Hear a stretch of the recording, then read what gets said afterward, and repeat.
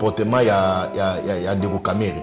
Asali tourner na ye. Est-ce que yoki ata M23 moko ou bien Bandeko Kodeko ou bien ADF babimizamba on a colobé que notre monaki Ndeko Kamere na Esamboka. Donc c'était de la poudre aux yeux. Aniaka mema Congo na mbeba moko ya mabe pour na biso to solo na bandeko ya M23 to faire réintégrer bango na kati armée na biso. Soki Kamere azaki na problème, soki azaki na souci akoma premier ministre. Akenda solo na Bokonzamboka. Ayebi sa ye longola sama lukonde place wana pona ngana na fanda et aussi Bokonzamboka ezaki souci à Kamere et aussi ekosimba te parce que Musala oyo ndeko sama lukonde azali ko sala lelo ali parmi ba premier ministre oyo bazali ko épater bateau dans le monde. Budget déposé dans les délais. Place Mokonzamboka leki a lancé ba travaux sama lukonde azole ka place wana pona ko vérifier état ya ba travaux ezali ndenge. Et je tenais aussi à vous donner information. C'est sous Félix Antoine Tshilombo Tshisekedi que ministère lelo ya portefeuille et sali musala ya ko doter entreprise non surtout il y a l'état titre de propriété. Donc congolais c'est là aide que non société n'est on a trao na mapa on a bango batika loza na titre de propriété et ça sous Félix Antoine Tshilombo Tshisekedi le ministre ya portefeuille a sali fort adopter bango titre SNCC na mapa on a union surtout azalaki nango ezalaki spolié bazalaki na mikandate Jekamine na bapango na union surtout azalaki nango azalaki na mikandate. C'est Félix qui a fait un effort lelo qui a instruit à certains ministres de travailler de doter na ba entreprise union sur wana lelo par titre de propriété. Et donc au Kokenoye bisa moto SNCC que non ko voter Félix était. Je parlais avec un DG à SNCC de ko Fabien Mutombo. Ayibisinga lobby lelo SNCC ba travailler à SNCC ba komi ko retrouver sourire na bango. Parce que salaire na bango peut komi multiplier.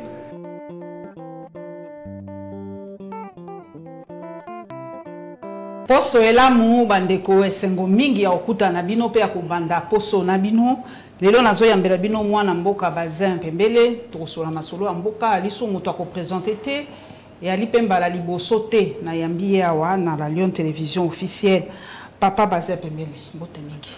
Merci beaucoup maman Paulette na lingana rectifier kombo kombo na ngezali Mpembe Njale Bazin. Et ça, Pembele était Pembe. Pembe Njale Bazin. Ok, merci papa, merci Bolimbisi. Papa Pembe, to bandi poso na yo. Mais na uso tangelo ko moko kaka sikoyo po biso to tanga kaya nyonso ba site ya baninga. Merci na politico.cd mutako lobela biso ke mokonzi ya mboka risque ko zala empoisonné na courrier moko ba tika na présidence de la République. Ouais comme film ba 24 chrono to comment vivre ce soir na RDC to likamoni. Non, et loko ya poison et gros loko ya film ya 24 heures chronoté. Donc ceux qui va dénoncer ezali certainement une réalité parce que na sali kotanga pe article ngo balobi la police scientifique ba kendaki ba tester yango et puis rapport ebimi balobi ezali ya solo Kouriang bayako tiki ezalaki ya kaki tango batiki ba moni yango ezalaki suspect ba bengi ba service même en présence na moto pe ya kotika enveloppe wana tango basali kutie que non ezali ya solo ezalaki poison moko na kati na bosani kombo poison na kati ya article wana botanga kaka article yango ya politico.cd donc c'est une réalité mais nous condamnons ba genre ba comportement ya bongo ya kolinga ko éliminer moto de manière un peu brutale c'est pas bon toko kika ko senga bato ya service ya présence bazala to regardant pour na ko détecter biloko wana.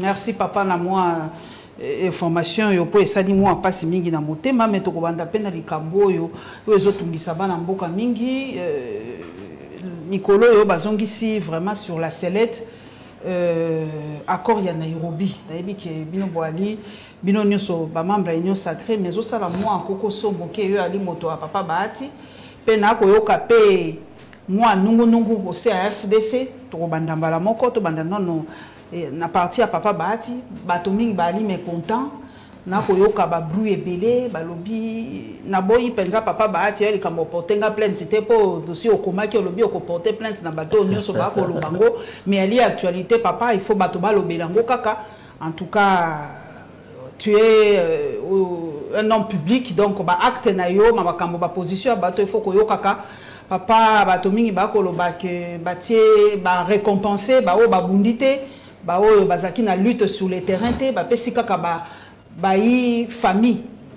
yo ali pe moto akuna eza penza solo moi mécontentement wana na au sein ya FDC ya papa Bahati ezali débat moko eza na sens te. Pourquoi nakoki ko rassurer na ba congolais ba kolanda biso nazali moko parmi bato oyo ba assistaka na conférence des présidents ya parti politique union ezali ko composer FDC. Débat esilaki ko zala lancer réunion ezalaki na régal awa na boulevard awa tango partage ya ba poste ezali ko salema to fandi oyo ba kopesa ba allié oyo ba kopesa parti politique X oyo ba kopesa parti politique Y. Je me souviens tango tozali na réunion wana à moins que je me trompe na sila yo kozwa maloba koloba ete ban ba partage salemi mais autorité morale yenda zali ko bimisa mosolo na isoki manifestation ya FDC zali abimisi mbongo soki allié tel azana problème yenda zali ko bimisa mbongo. On a aussi intérêt il y a que tant vous partage zali ko salema mi balé pe ya ba poste mi sato pe ya ba poste et ba pe kozongela ye cotisation parti non ko sala ba cotisation ya parti ezali eloko mosusu ezali eloko mosusu mais il faut le esengeli bato bazala informer que non lelo tango tozali na ba parti politique soki famille na nga na parti politique soki ngai na zui ebonga soki membre moko ya famille politique na ngai ya famille biologique na ngai c'est un militant azalaka très actif na parti a contribuer en termes ya mbongo en termes ya énergie pour que parti ekende liboso mais soki poste ye bokopi mela ye poanini mobeko nini na kati ya parti politique ezali ko exiger que non mwana ya président ya parti ba pesa ye pouvoir te parce que azali militant azali na carte na ye ya adhésion na parti politique contribution na ye apesaka na parti politique soki bozo sala partage ya ba poste ni ne koke uzanga bo pesa ye et donc c'est un débat moko ezali na sens te batu nde balingi ba créer loko wana inutilement mais moi j'aimerais dire à na batu maman oyebi kozala pemeni ya Bahati ezali grâce et soki lelo mutu moko ba nommé ye président Bahati alobite bacha ye place wana sengeli biso to betela yango maboko parce que lobi bakotalela ngai lobi bakotalela mususu réaction na biso ekozala ndenge nini omoni mwasi oyo azalaki na malade tango apusanaki pembeni ya liziba ya Bethesda abanda oluka moto abwaka ye na kati ya mai wana mais jour moto aye tango mai eningani nzambe aye apamboli ye a trouvé ki lobiko wana et il est allé en chantant na ko glorifier nzambe. C'est le cas na Bartimée azalaki aveugle mais tango abeleli nzambe a faire guérir ye amoni. C'est aussi le cas dans la scène politique. Bache oyo lelo betela ye maboko yebisa ye moninga travailler pour na mboka lobi ekozala tour na yo mais ça ne sert à rien ya koenvenimer presse ya koenvenimer bato koloba Bahati asali boye. Les gens, moi je l'ai toujours dit, c'est parce que bato bayibi Bahati te. C'est un père bon et il distribue ba poste sans discrimination raciale. Parce que ceux qui bomoni bato lelo bazali tout autour ya Bahati na Sénat place azali ba tribu nyonso tout bazali ba tribu nyonso tout bazali représenté et ceux qui moi na Bahati azali na liste ya ordonnance mabeza wa pas aller compétent il faut qu'on bakisa. Et puis ce qui est ya mutuya na ba profil ya bana na ye bango nyonso tout batangi bazana expérience ici il répond à profil moko o ya correct ba tie place wana. L'essentiel pour Nabiso, Tokoki ko décrier ce qui a tsali mabi. A détourner, à Ibimbongo à l'État, là nous allons condamner. Mais Kochaye na place wana, en tout cas moi je ne trouve pas une erreur.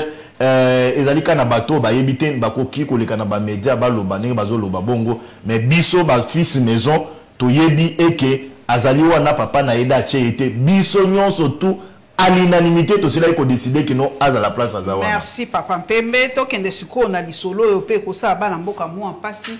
Troisième round ya ba négociation et ko banda pour la paix et kozala na Nairobi sous égide ya EAC. Mais bato ba remarqué le comme papa Bazin na Luanda papa Kagame a quitté. Est-ce que ezali message moko caché ton ndenge nini pour la nini akenda quitté na Luanda oyebi moi raison moke? Non, esengeli bato baebe que Kagame azala te, mais l'essentiel il a été représenté par ministre des Affaires étrangères ya Rwanda. Maman Paulette Nakoki koye bisayo que communiqué wana ya Luanda bandeko ya Rwanda ministre des Affaires étrangères ya Rwanda asilaki kocha mokoloto na ye. Et donc esilaki ko engager mboka na ye. Kagame azala te communiqué wana ezali opposable na Rwanda et bazali appelé ba s'exécuter na oyo ba chef de l'État ba selaki kocha comme signature na bango pour nete non ba hostilité guerre esila na est na biso ya mboka et lelo ba négociation ya Nairobi et bandi. Mais ce qui est important est que tout le monde a M23 autour ya mesate parce que M23 place na bango ezayine na boloko. Il faut ba répondre na ba crime de guerre, ba génocide, ba viol, na ba atrocité nous sur le lot, bazali ko sala na est. Ba ko boya na bango kutu ba ultimatum mais sila ki déjà mokolo ya vendredi na 18h. Bango bazon dimate ba biloko nyonso balobi etali bango te, bango il faut ka respect ya ba corps bango ba signaki. Siko après ultimatum wana processus aux asconines après dialogue autosal mais ultimatum mais c'est là qui non communiquer zalaki chronométré donc cesser les faits ceux qui salimité bakoleka na vitesse mususu ya kobanda ba bombardement ya kobanda ko attaquer bango avec ba force ya sous-région lelo oyezali na Goma et donc moi j'espère que na mikolo oyezali koya les chefs de l'État vont passer na exécution ya communiquer wana parce que on peut pas caresser un criminel.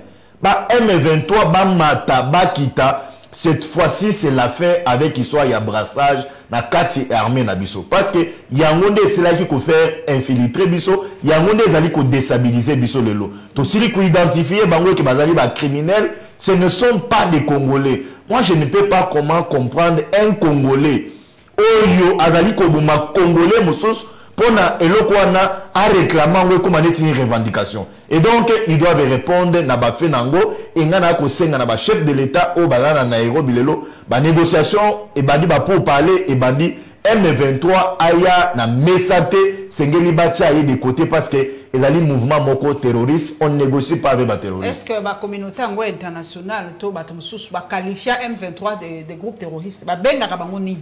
Non, lelo sengeli tous à quand même content et on comprendre que non, il y a une volonté politique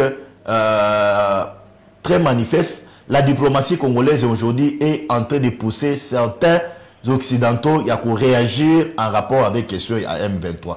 Tout cela est qu'on a la déclaration, il y a un département d'État américain, si je ne me trompe pas, pour qualifier M23 d'un groupe terroriste.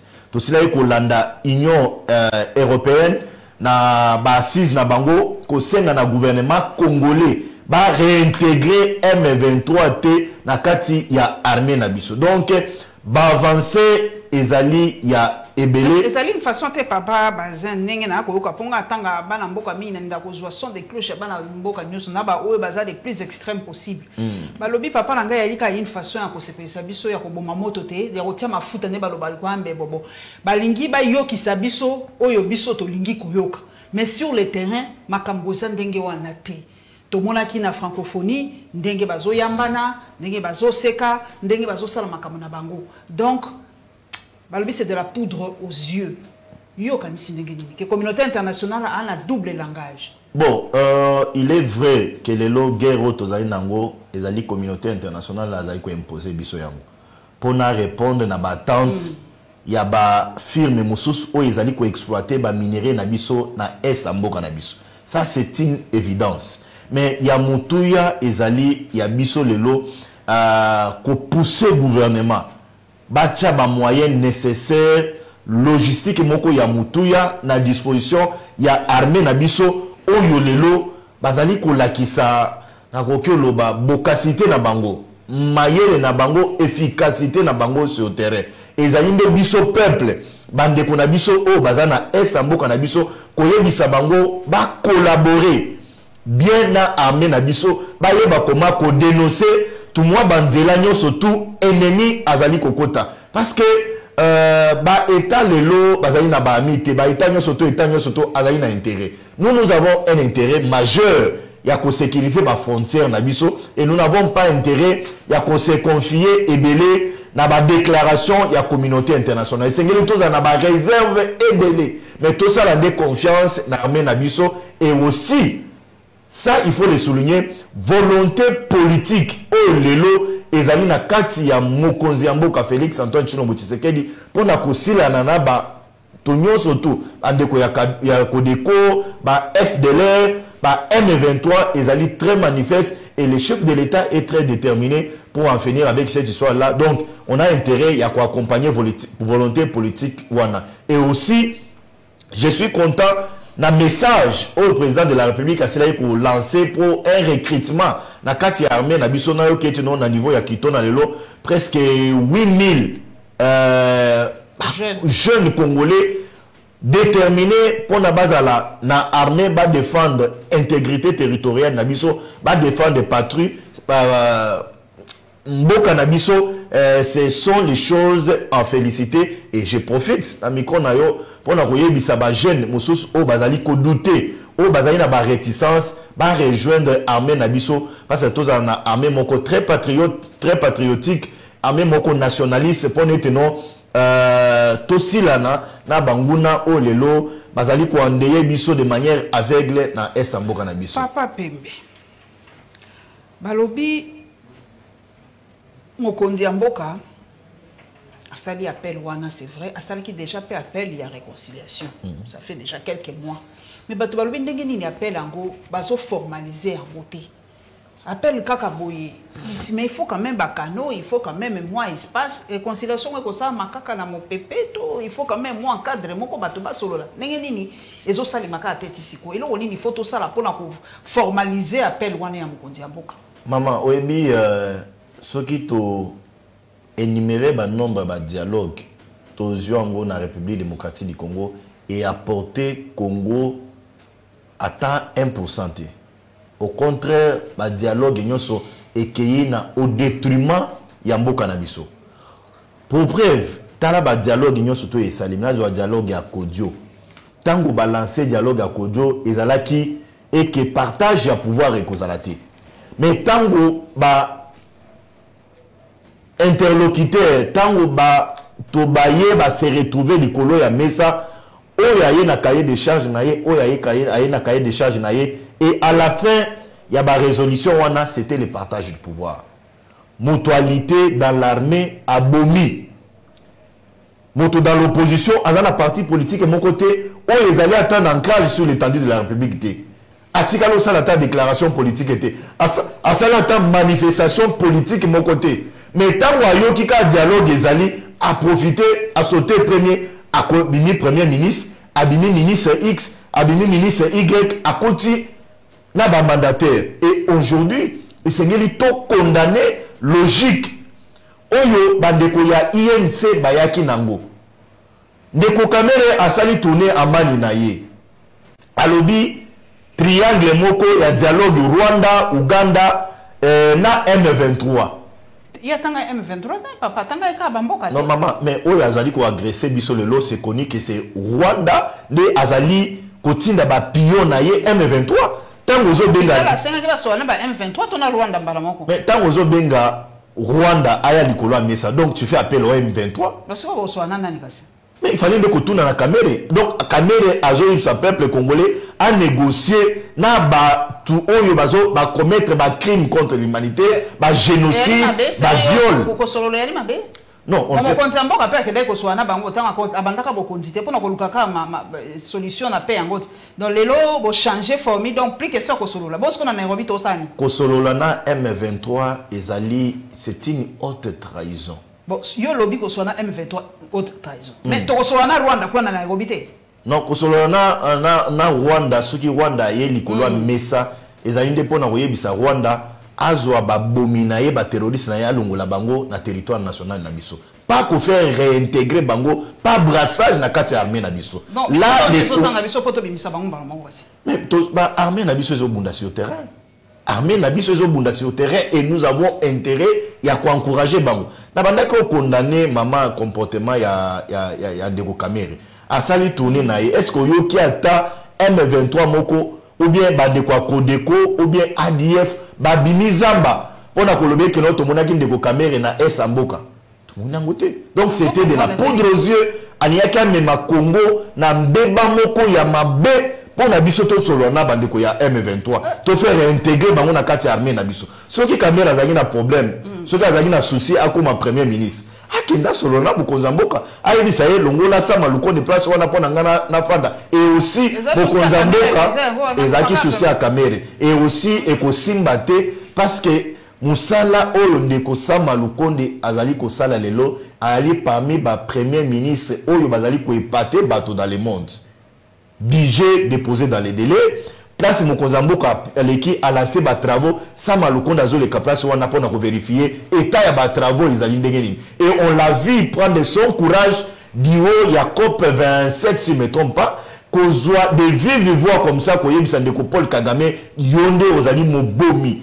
Il y a peuple congolais. Et donc, on a intérêt à sécuriser le premier ministre Sama Lukonde bazozo ba risque na bango ya koyebisa ba sanguinaire ya Congo de vive voix. Donc, Ndeko Kamere aliya mema biso na nzela moko suicidaire. Heureusement que le peuple congolais est mature, heureusement que le président de la République l'a compris que Kamere a un schéma moko oyo moto akosala kopesa ya talito. Donc na moni neti nino ba signaka traité à Nairobi wana et pour ça ma lisusu na modèle na ko yoka boy donc bino bozo rejeter Kamere pourtant selon pacte à Nairobi traité à Nairobi il fallait en 2023 va soutenir président va soutenir donc UDP si comme balo na 2023 yali Kamere mutakotia motu comme président de la République bango ba na droit ko soutenir selon pacte ya Nairobi mais na liro bo ko lobela Kamere na moni pe yake isili non, histoire ya Nairobi. Nairobi on est sili penza Nairobi sengeli ba ndeko ya INC bayeba comment ko bossa na yango parce que tango président Félix pas bossa né loko ba signer penza to moni ya bikanda ba ombale ba pesa na ba mbote. Boni bozo exiger bango ba bossa. Mama Paulette ozali moko ya ba journaliste Mouné na kati ya mais oui, on a un devoir de mémoire. Oui, devoir de mémoire. On a signé ba pacte ndenge ba sala ki cache tout ça. Pourquoi vous avez exigé ba ninga ba bossa nango po ani? Na bandai kolobeke ozali journaliste moko ya Mouné na kati ya mboka na biso. Sengeli ba congolais même bande kwa INC ba yeba comment ko bossana. Oyo ezali ba accord ya Nairobi. Pourquoi? Nazo pesa ba raison. Nazo pesa ba raison. Raison ya liboso, nous sommes allés aux élections. Le président Félix a été élu par le peuple congolais. C'est là qu'il a confiance. Même les Congolais qui se retrouvent dans l'accord et en Nairobi, c'est là qu'il a une APC président Félix voix sur base il y a programme au président Félix c'est là qu'il ça. Deuxième élément, tant que le président Félix a eu pouvoir majorité mécanique et c'est là qu'il ça la bande de FCC. On a fait une coalition moko ensemble. Na bandeko ya FCC. Après un moment, et le Kwana Israël Kokufa et l'Union, le président de la République, a lancé un message conformément à la constitution na biso pour na koyebisa peuple congolais na sepela qui na travailler na bandeko ya FCC na bandeko ya INC mais en tout cas nzela malamu. La solution c'était FCC cash. Est-ce que mon kondi na discours wana a dissolver qui peut cash malamoko? Non mais yango nazo ya. Pourquoi nazo ngana comprendre? Pourtant mon kondi mboka lobaki na kabwani FCC na cash to kabwani.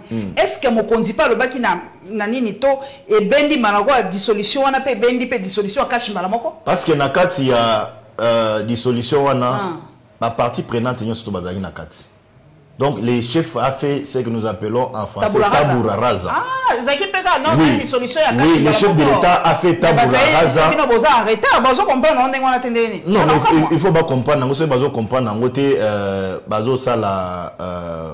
Comment je peux le bango? Il faut bazo sala semblant. Ah, Billy Kambale, il faut les cas expliquer. Oui, bazo semblant, Billy Kambale. Boy, ina bino me boko sabiso. Bazo sala semblant. Bazo sala semblant parce que le chef de l'État a lancé appel Moussous pour na lelo tozwa union sacrée de la nation haute tozwa nango. à partir donc surtout c'est Koufa. Est-ce que MLC bazalaki na débit, MLC bazalaki na débit ensemble ya Moïse bazalaki na débit ba partie prenante nyo surtout asila ko kota na katiwana et aujourd'hui nous avons l'union sacrée où les alliés comme muke le président de la République na ba élection il y a 2023 et donc eloko ya bakor ya Nairobi ezali les sociétés et c'est là ko kufa na yango so ba de kwa INC ba lingete no ba s'opposer na président de la République na 2023 ils ont revenu na bango ba se prononcer ils ont revenu na bango ba se prononcer balobino on se retire de l'union sacrée to lingete no Kamere azala candidat na 2023 et je vois du mal le peuple congolais faire confiance dans Ndeko Vital Kamere parce que porte-parole le peuple congolais pourquoi les autres Kamere tasani même yo posa victime du comportement ya bande kwa yenze basani bande kwa yenze na procès il y a 100 jours. Oh oui mais babimi c'était maman babimi était ouais ça c'était les arrangements politiques. C'était les arrangements politiques. C'est les maman wana c'était arrangement politique. Du pain sur plateau même bande de opposition ba ibe qui non de Kamere ceux qui babimisa qui c'était les arrangements politiques. Même opposition ba ibe. Oh. Et ça ya ko bomba te maman parce que ba fait ezalaki pata. On bimisa qui pour anika si bozo condamné ou fatika na boloko bimisa pour na lobi ça arrangement politique. Mais quoi anika quel est l'avantage de quoi bimisa est ko bo bimisa pas finga gaye pas lo bakama kamnyoso non ils a ko finga été donc le quoi bimi bo lo basuta ko mababa a proposé le côté donc le quoi mutasa ko exister te bimisa qui pour ça a comme ni zombie oui na procès à 100 jours victime ya liboso et le peuple congolais parce que victime ya liboso na kati ya peuple congolais wana tozo kuta ba soda tozo kuta ba policier parce que soda oyo lelo na niveau ya camp Kabila azolala na ndako ya batol soki ka moi singe tutani oyebi combien de morts on peut arranger ça na niveau ya camp Kabila soda oyo azaki na camp church oyo esengelaki alungwa na bikok akota na bandako ya préfabriqué wana tango amonaki eloko wana etongami te oyebi combien esalaki pasi soda wazaki na mbujima et passe na mbujima pe sengela ki bandako etongama tina lelo azolala sous la belle étoile obi comment ezali ko sala y passe et cette histoire bandeko ba INC basala te peuple congolais akotika la ko bossa na yango te akotika la ko bossa na yango te etikali donc un peu na kati ya mitu na biso peuple congolais pona kolobe que non si c'est que dia manifester une volonté politique à tongela soda ndako à tongela policier ndako mais mbongo et cela ko zala dilapidé par bandeko ya INC c'est connu en tout cas c'est connu vraiment sali moi pas c'est moqué donc Vital Kamere vraiment non bah bimi ça qui aucun arrangement politique mais les faits sont là hein bah fait ça pas tant maman il y a eu les indices sérieux à culpabilité na charge na donc Aloubi Azagine a raison Azaki hôtel intellectuel de Makamnyoso mais Tina Lelo qui a contredit le professeur Dieudonné Kalouba personne ne l'a contredit c'est un détournement intellectuel et ça le met na mailler les belés tellement que c'est un économiste assez là ko sala yango et donc Dieudonné avait raison. C'est ce que le peuple congolais oyo akoki ko retenir yangoana. Et moi je l'ai dit une fois que rencontre ya Kamere avec le président de la République c'était une façon ya yeko empoignarder le président de la République na Mokongo. Et Kamere ninga zaliwana ako pardonna ka Félix Antoine Tshilombo Tshisekedi te. Ba congolais ba retenir eloko wana. Oh, arankine? Maman Paulette. Na bien. Donc, biloko nazo lobo bala INC va soutenir l'union sacrée va soutenir Mokonza Mboka c'est de la poudre aux yeux maman c'est de la poudre aux yeux c'est de la poudre aux yeux même biloko nazo lobo vous êtes un journaliste mieux informé au côté na salon politique au idée que non c'est une réalité c'est de la poudre aux yeux Naïm Sabino na kena Nairobi makambo esi ebandi Kenyatta lobi na lobela bino na lopoto à l'ouverture à dialogue à Nairobi et si ebandi aucun effort ne doit être épargné pour rétablir la paix et la sécurité dans l'est de la République démocratique du Congo. Dialogue ebandi toko banda ko tanga ba information au fur et à mesure mais ouverture et salami mais nazoli ngana yeba Charlie Lukelanga isoki M23 ezali Rwanda ezali assistant ngata le langai na yeba réellement banani va participer na dialogue wana po eza penza na tozo enregistrer émission pe dialogue kuneza ko funga tozo siko likamo susu pe ya moi mbilinga ya ko créer saigner publier calendrier nango papa mais la réaction pe bandi yo biso mo to yebani ndenge to zala ka réaction makasi za papa muzitu alors bi calendrier on est réaliste té yo moni ngo ndengeni Maman Paulette 1450 agents ya CENI lelo recrutés formés pour nabaïba comment recevoir ba Congolais na ba bureau de vote. CENI et c'est là qui a lancé opération de recrutement en République démocratique du Congo. Na ba commune surtout sur l'étendue de la République. Bah c'est limité car Wanate Kadima s'est référé à la constitution de la République démocratique du Congo. Pour na kolobé que non aucun certains Congolais ba cause à la épargner na ba droit patriotique na bango ya ko voter té babo aboyi ko se limité kaka na étendu ya Congo baketi libanda bande ko Afrique du Sud bako voter bande ko ya France si je me trompe pas na ba pays mususu bako voter et lelo avant de Kokadima a lancé a publié calendrier électoral de Kokadima cela il a lancé feuille de route a sorti de certaines contraintes contraintes ezalaki à liboso ezalaki en rapport avec la loi électorale lelo nous avons une loi électorale opposable à tout le monde.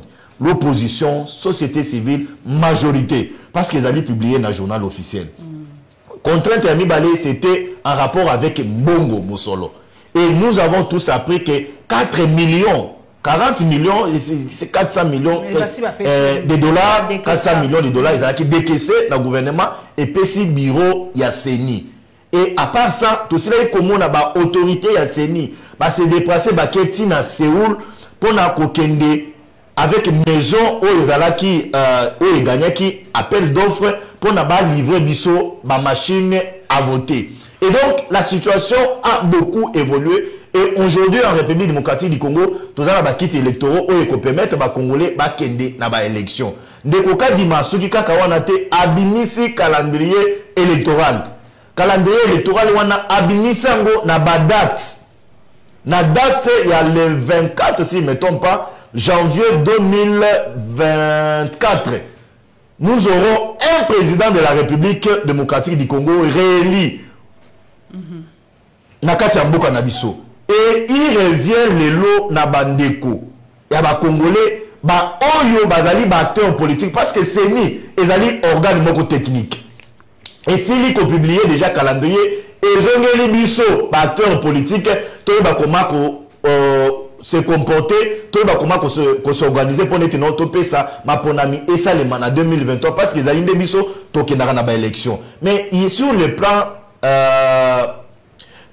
sur le plan technique donc ba machine siliko ya sur le plan financier la situation est en train d'avancer sur le plan politique ba camp politique mingi lelo ba siliko se prononcer entre autres biso la carte de regroupement politique AFDC est allié avec mon amboka professeur Modeste Batilouko Botosili Koloba. En 2023, candidat Nabiso et Félix Antoine Tshilombo Tshisekedi. Tosuki Kakawanate lelo biso tozali sur le terrain, tozali ko réactiver ma base Nabiso. Pour na topé ça une majorité na président Félix avec les députés provinciaux, avec les députés nationaux, avec les sénateurs. Et donc nous sommes en train de travailler et la situation est en train d'évoluer. Nana kose na bandeko. Na moni ndeko déclaration yandeko Adolphe Muzito. Oui, je comprends.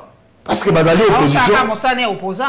C'est tout à fait normal. Azali opposant à émettre Bavinaye. Nazalaki na plateau politique moko lelo na tongwa lelo avec un monsieur Yalamuka qui a salué publication ya calendrier et pas de Kadima mais à l'obité Kadima sali yango a consulter bisoté mais ça c'est aspect moussous père de marche moussous donc ceux qui bazana ba revendication bazali na ba suggestion ya kosala na bureau aseni ba porte ya connaît na ya Kadima ezali grandement ouverte pour na yamba bango ayo kapé bango et aussi un aspect merci parce que pour tobo sanate to balamboka moussou balobi na tangi yango na site yo exclusif RDC pour biso to soka ba source d'information na biso na ba journaux ya baninga alobi Denis Kadima prépare un score à la soviétique pour Félix Tshisekedi. Totangi déjà que na Guinée kuna bien ngema passer ceux qui n'ont la nef ceux qui vigi combien to éviter.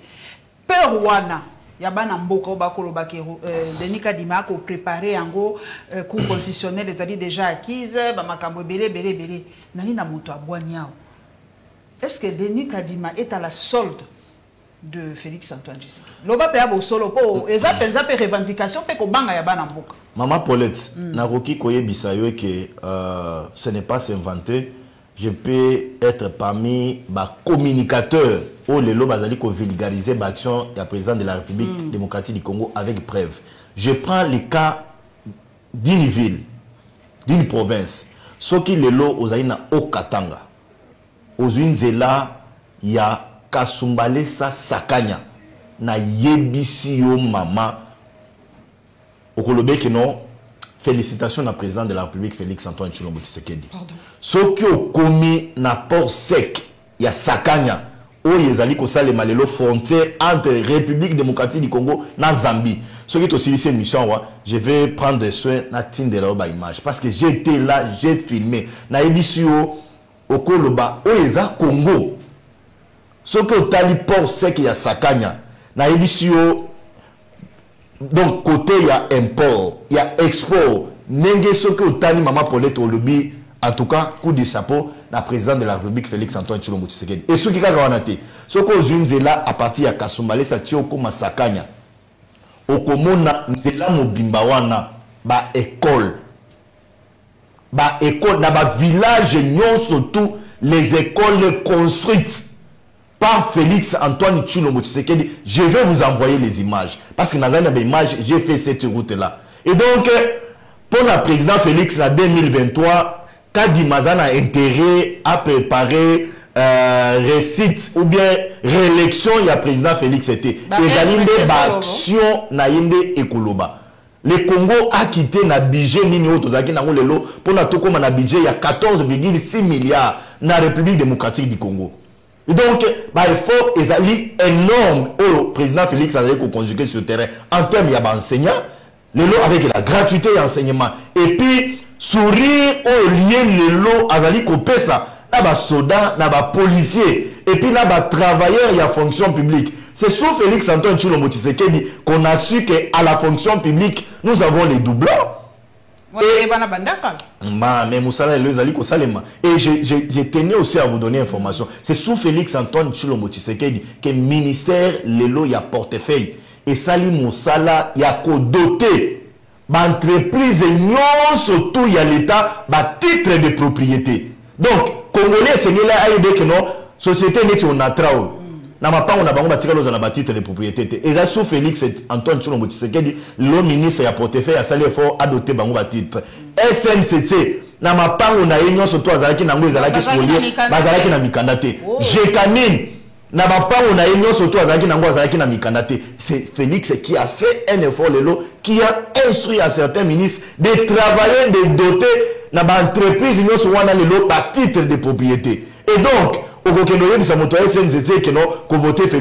parlais avec un DG à SNCC de Fabien Mutombo. À Ibisinga lobby le lot SNCC ba travailler à SNCC ba comme qu'on retrouver sourire na bango. Parce que salaire na bango peut comme multiplier. Bazo futa malelo dans les délais. Cheminot au lobby a bandai kolela. Le lot a commis ko sepela. Et ça c'est Félix Antoine Tshilombo Tshisekedi. Batoma na kokeno yebisa bango ko voter Félix était en 2020. Ba komona on est ennemi na bango. Donc le bilan du président Félix est largement positif et que moto ya ko se comparer na ye a kozala te. Otangi mingi Katanga toke na province mususu na zo pif Grand Équateur. Il est zani elo onini changer na Grand Équateur. Na Katanga on comprendrait pas batonyo so bakoma okeleka Katanga. To ngola Katanga. Galinga kota ngote bango kuna batonyo so bakendaka kuna. Est-ce que papa baza bembe?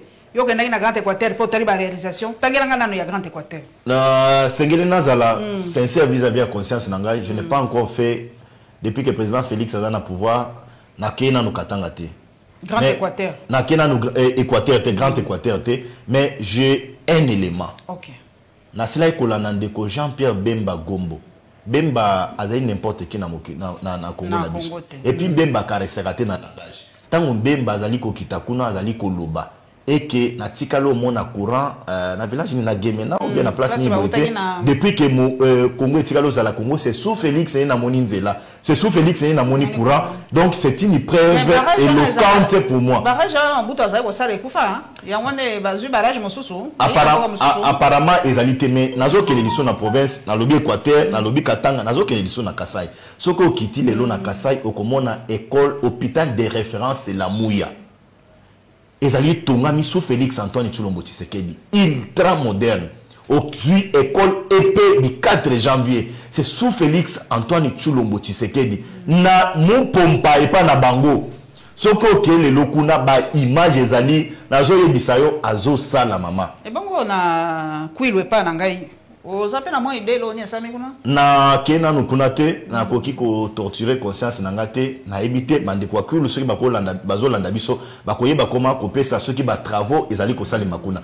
mais je viens à la ville province ya Kinshasa mais là on est asami na Kinshasa hôpital mama yemo azo réhabilité te réhabilitation te babuke et réhabilitation te ezotongama oh bako tonga mosusu to babuki lo kwa zando Zwa Charlie tinda ye na mama yemo awa azo la yo ba image amona ningo hôpital wana ezotoma zando pene lo e vandaka ba travaux ezosalema na zando oya bako kende ba clôturer na ba toli ya bleu bako kende ba travaux ezali ko salema na zando et to suki kaka wana te mais ezali nazwa quartier neti comme quartier mboso akenda gebelo nini na Kaluka mais Kaluka ezalaki bidonville ya ville ya Kinshasa bato à Kaluka bandoko se considérer neti bazara na Kinshasa te c'est comme si c'était une province à part c'est sous Félix Lelo ezali Kaluka ezali relayé na centre-ville nzele ezali ko salema pont ezali ko salema donc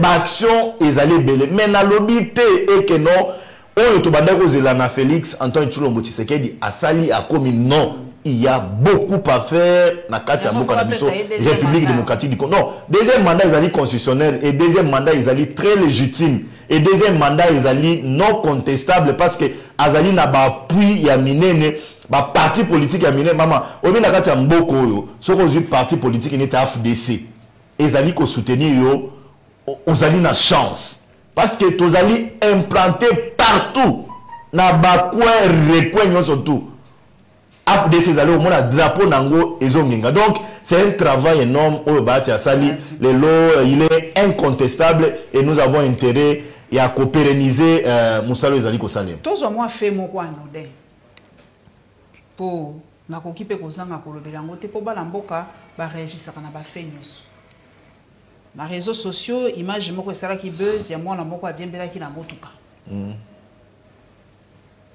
quelques semaines après ou quelques jours après, tout le monde moi encore bayambi na mokonzi mboka na couple présidentiel par le canal d'Abeda Show. Ouais, bien Abeda Show te na kokamona ça. Deux versions. Moi j'aurai toujours journaliste objectif. Deux versions. Bantu balobi ali chance nae. Manyanimité à mokonzi. Sali mokonzi mawa andimi ko yamba bango. Bamsu balobi te. Abeda Show ali ko récupérer biloko ezaka na buzz na internet bazali ko sala makambo sorte que ba banaliser mosala mokonzi mboka po balobi eloko mwana wana sali ba musu ba bimisi ba image ya bano ba ko mona pasi na Est République ba ko mema ba vélo ba ko mema ba mbeto ba ko kima balobi entre les deux na la moto abwania est-ce que bako profiter na sima gentillesse ya mokonzi est-ce que mokonzi azaki penza na droit ya koyamba famille wana eloko ni basali extraordinaire oyo fo ba yamba bango pona ko mona boleli ya bana IDPS mokonzi yamba ka bango lisusu te na tanga nyoswa ba la difficulté ya komona mokonzi mboka na nini na yeba récupération wana est-ce que zali récupération to ezali kaka o ba bengaka lisalisi. Maman Paulette, merci beaucoup. La question, c'est une question très pertinente et intelligente aussi. Mais nous allons répondre, nous allons paraphraser de Moïse Mbiye. Alobi, alongola kasoni, nzamba lole, asala kanango, nga natango na ye. Webi, mama vie oyo tozali komene lelo na se ya mokili awa ezali na maboko ya Nzambe. Okay. Tango Nzambe azali kozwa décision na ye ezalaka na voie de recours te. Décision ya Nzambe ezalaka décision moko il faut ezala na jury te a décidaka ye moko. Et puis tango Nzambe alingi asali keno atombola na miso ya bato akosala yango. C'est le cas avec Ndekouana Junior, c'est le cas avec Ndekouana Junior. Omi Nzambe soki alingi atombola yo, Nzambe soki alingi amatisa yo, bato bamona yo. Ata moi eloko muke, c'est fini à propulser yo. On a vu tous vidéos na ba réseaux sociaux. Ezali mabongisi ya Nzambe. Nini etindaki ba passager wana bazoleka, ba parquer mutuka na bango na zamba. Et moi na wana bima na zamba kenda ko lia soki biloko na ye, aya amona mutuka amata. Et puis bango place bazalaki bamona ye, ole ba yebisa ye kita zonga mboka mais babandi ko filmer ye. Et le petit a réagi de manière intellectuelle. Wana ezali mystère ya Nzambe. Ta la place bazuye na zamba soki place nini lelo akutani na mokonza mboka. Mokonza mboka yambi ye. Ezata na ye. Ça c'est une volonté de Dieu. Et moto a politisé yango te, moto a créé yango problème te. Combien de fois nous là nous sommes là, nous parlons pour le président de la République. Ayambi biso combien de fois? Nous là nous parlons pour Maman Denise. Ayambi biso combien de fois? Nous là nous saluons Batio et Abedacho. Abedacho ayambi biso combien de fois? Mais t'as la petit na zamba. Alongoli na zamba pa. Lelo amoyena mokonza mboka. Etikali une histoire gravée na mutu na ye. Parce qu'à part Nzambe. Nzambe musoto na ye na samu kilawa azali président de la République. Parce que yende na mita muke akoko misao mozui. Na mita muke akoko misao mubola. Na mita muke akome mayo na boloko. Na mita muke akosala yo akosala yo akosala yo. Et donc dans le président, alors Louis XIV, le roi divin, ou le président divin qui peut faire basculer la vie de quelqu'un. Non. C'est ça la façon dont vous voyez le président de la République? Non, maman, Oebi, le président de la République, Azali garant, il y a bon fonctionnement, il y a bonne institution. C'est lui le premier citoyen de la République démocratique du Congo. Et Belé Yabat. Ils ont gagné la vie. Et ceux qui le côté na mukonza mboka. Vie pe bongi. Vie n'a pas changé du coup maman. On ne se voile pas la face. J'étais en train de lire une histoire dans les réseaux sociaux. Ndeko l'ancien gouverneur il y a banque centrale Ndeko Masangu Mulongo. Et là il y a Ndeko Moko. Akenda kozela Masangu Mulongo na bureau na ye.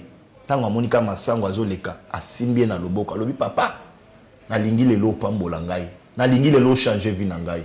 Et d'un coup Masangu Mulongo abimisaka papier mouchoir a commis comme on a atteindre pas des RH m'engager et changer vie na ye. C'est comme ça les gens gagnent la vie. Donc petit junior wana il a quitté naye. Le Seigneur agit selon c'est un Dieu de temps et de circonstances. Donc à salir lo de quoi on a tombami et c'est que j'ai aimé tant on a tangi na ba réseaux sociaux ba lobby c'est ngeli ba kotisa ye classe. Donc ils allaient préparer déjà à venir naye. Merci papa Pembe en tout cas tango ba pesi biso ekoki. Message eleki problème réalité na FDC ezali prêt pour na élection prête pour na élection 2023 en tout cas papa ka dimasia bemisi calendrier donc makoki pe si ebimi donc bazali prêt et loko salinga o etikali na mutu na ngali kambo ya papa Kamere poudre aux yeux yangwana na boaki mbela na émission soki bato INC ba ali boa ko répondre na ko comprendre té en tout cas na za moto mayele mais salinga moi bizarroïde na mutu na ko comprendre place wana te ce qui cache c'est kufa toté en tout cas na boaki mbela na bana UNC ou azali prêt à ko répondre ko va na fauteuil à ko répondre na no ce qui cache kufa toté les amaloba na yanga ya suka pour les mukolelo. Merci papa Bazin Pembe, merci na bino ba balandaka biso bo cliquer bo liker bo partager toza ko sala mosala be pona bino nambala yasi.